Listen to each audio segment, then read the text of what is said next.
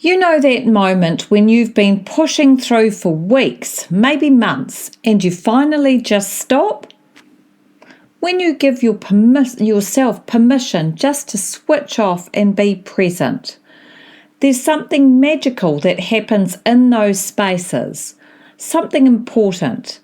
And today I want to share with you what happened during my recent break and how it led me to create something I know many of you have been waiting for. However, first let me paint you a picture. Imagine that you're watching your child struggle with homework or reading or writing over and again. You know they're smart and intelligent, you know they're creative, they have incredible, insightful conversations with you, and they solve problems in other areas of their life. However, when it comes to reading, writing, or sometimes maths, you know something just isn't clicking. Perhaps you found yourself lying awake at night wondering, where do I even start? Do we need a formal diagnosis? Should I talk to their teacher first or go straight to a specialist? And that bigger question that keeps nagging at you, what if I'm missing something important? Or what if I'm waiting too long? If any of this sounds familiar, then what I'm sharing today is exactly what you need to hear. Kia ora, and welcome to Weekly Wisdom, Informative Strategies and Real Results. I'm Nikki, and this is where we explore practical solutions for families navigating learning challenges. Let me tell you about my recent brain break, because it's directly connected to what I've created for you this week. I'd just come off a massive term.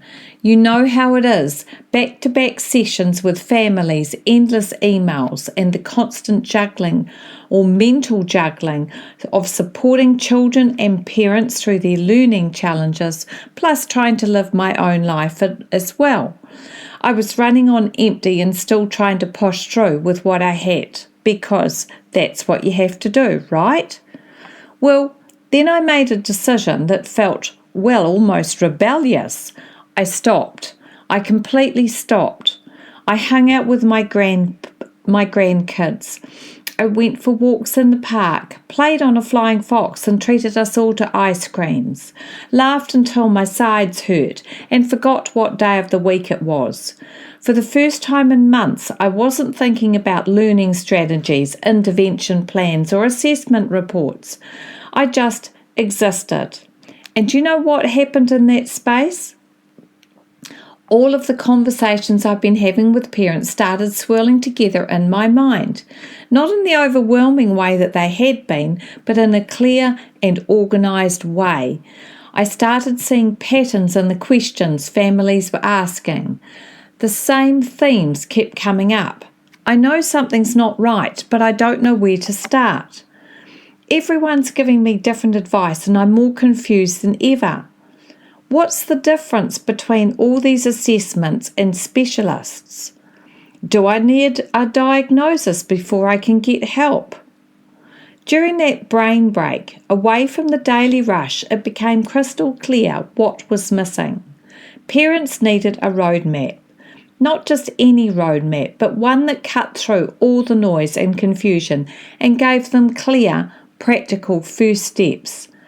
So I pulled all that together into something clear for you.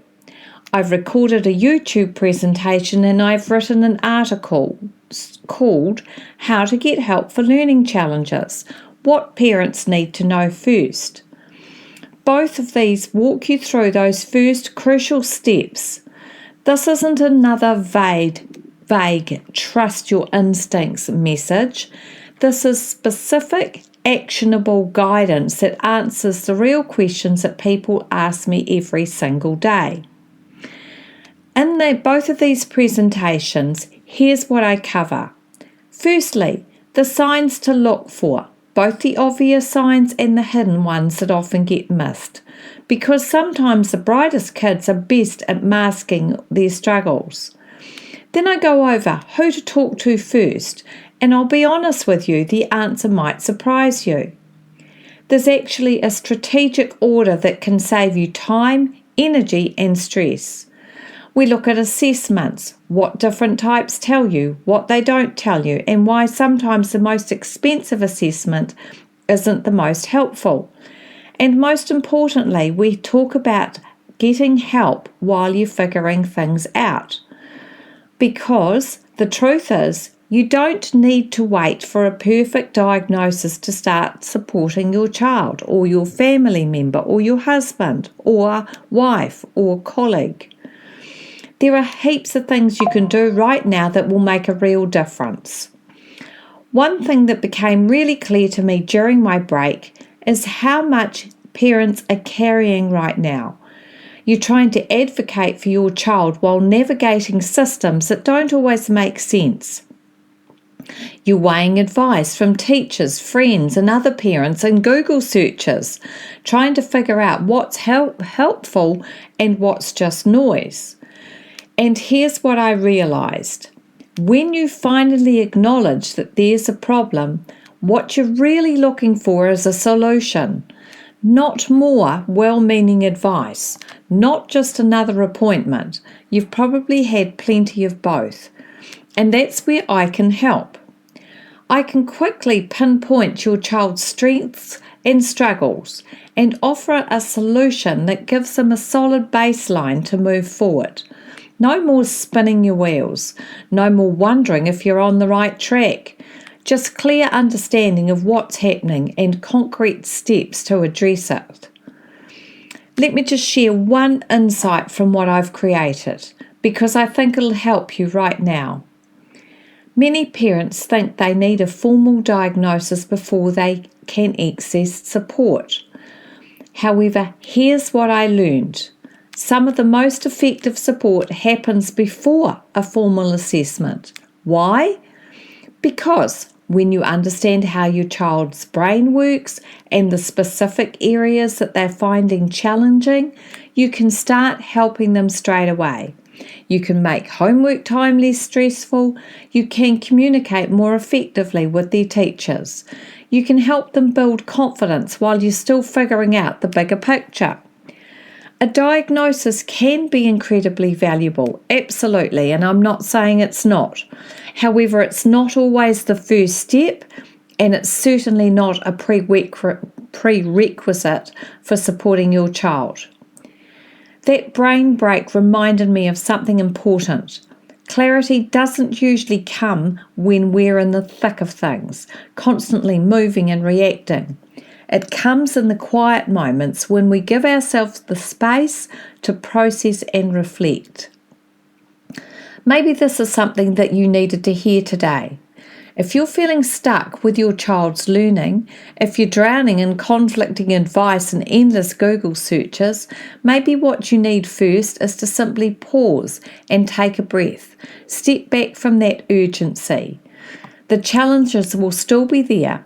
However, sometimes that little bit of space is exactly what we need to see the path forward more clearly. So that's certainly what my brain break gave me, and now I'm passing it on to you. Clear, practical guidance for those first crucial steps when you know something's not quite right with your child's learning. Whether you watch the presentation on YouTube or read the article, you'll walk away with a concrete plan. No more wondering where to start. No more feeling buried under options. Just clear, doable next steps that make sense and actually move you forward. And you know what else I was reminded of during my time with my grandkids? Kids are incredibly resilient. They adapt. They problem solve. They keep going even when things are hard. Your child, partner, friend, colleague is already showing you that resilience every day. What they need from you isn't perfection. They don't need to have all the answers right now. They just need you to see their struggles, believe in their potential, and take those first steps towards support that works for their unique brain. And now you know exactly where to start. I would love to hear from you after you've watched or read how to get help for learning challenges. What resonated with you? What questions do you still have? Your experience often spark ideas for future episodes, and they remind me what matters to the families most. You can find all my articles and resources at dyslexiaunpuzzled.co.nz if you'd like to explore these further. Until next week, remember this: change doesn't have to be big to be meaningful. One step at a time is enough. And if you're heading into the holidays, I hope you get your own version of that magical brain break, complete with messy hands, lots of laughter, and maybe even forgetting what day it is. This has been Weekly Wisdom, informative strategies and real results. I'm Nikki, and I'll see you next week with more practical tools for supporting the learners in your life. Ngā mihi nui.